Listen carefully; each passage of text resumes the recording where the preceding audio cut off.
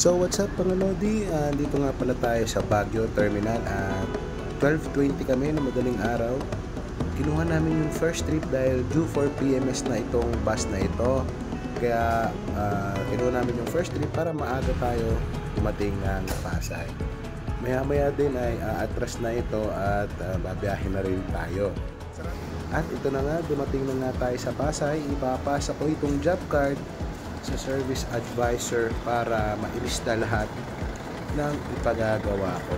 Para pagdating sa Baler, ibibigay na lang natin yung endorsement at alam na nila kung anong gagawin sa bus. Ayan na nga pala yung ating endorsement paper. Lahat ng trouble ng bus ay nakalagay na dyan. Lahat ng ipagagawa ko ay nakalista na dyan para alam na nila yung gagawin nila pagdating ng bus doon sa Baler shop. Ayan.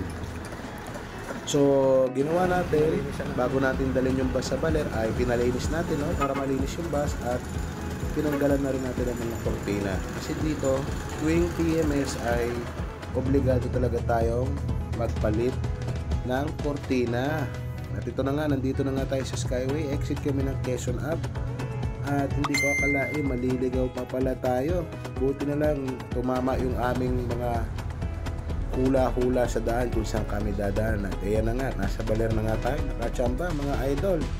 Hindi rin naman tayo magtatagal dito dahil ang timbre sa akin ay hindi tayo pwedeng maggala-gala sa loob, mag-vlog.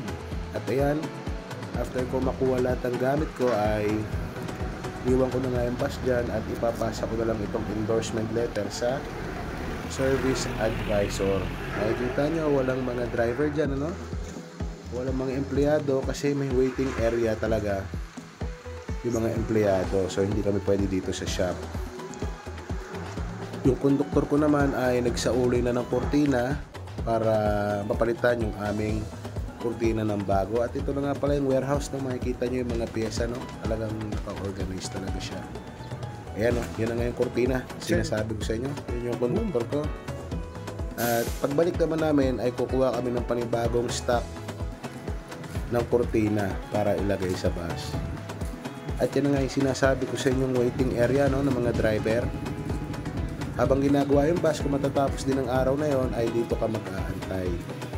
Pagkatapos, pwede mo nang kunin ulit yung bus mo doon sa likod at pwede ka na rin sumibat. Magpapa-shoutout kaya pala sa atin yung mga SA dito. Shoutout sa inyo mga idol. Maraming salamat sa suporta, no? Yan sila, ang service advisor natin. And after nito, lumabas na nga tayo at mag-aantay tayo ng taxi papuntang HM sa Cubao kasi doon tayo sasakay papuntang Calamba. At sakto naman, pagdating natin doon ay nakapila itong Volvo 8062 yata ito. Sa likod talaga ako umupo kasi gusto ko marinig yung engine roar. Hindi ko narinig yung makina nito eh. Lagi kasi ako nasa harap. Okay naman, smooth ride kahit paano. At ito na nga, tumating na nga tayo sa Calamba and dadaan muna tayo sa SM. Bibili tayo ng vape at sobrang init, baka bumili din ako ng yung Zagu. Sobrang init yan guys, grabe. Yun na nga pala yung vape ko at tulad ng sabi ko, bibili muna tayong Zagu Caramel Macchiato.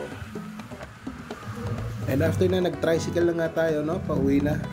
Mag-aalas 2 na ito ng hapon and lagpas 12 hours na tayong gising mga idol. Kaya pagdating sa bahay sigurado bagsak ako nito, baka bukas ko na ma-edit yung video na ito. At iyan na nga, dumating na nga tayo dito sa subdivision namin, no? At maraming salamat kung umabot ka sa parte na ito ng video. Don't forget to like, share and subscribe my videos mga idol. Maraming salamat at dyan na kayo. Bye!